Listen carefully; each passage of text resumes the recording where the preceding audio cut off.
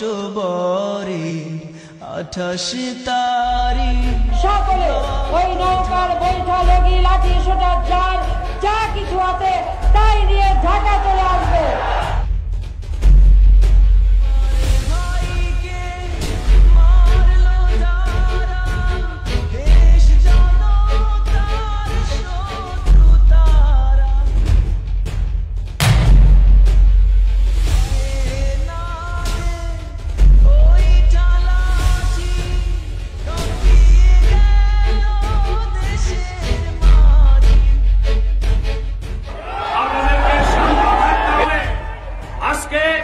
এই সমাবেশ সফল করার জন্য 28 অক্টোবর আওয়ামী লীগ চেয়েছিল অফিস দখল করতে, চেয়েছিল আমাদেরকে দুনিয়া থেকে বিদায় করে দেওয়ার জন্য।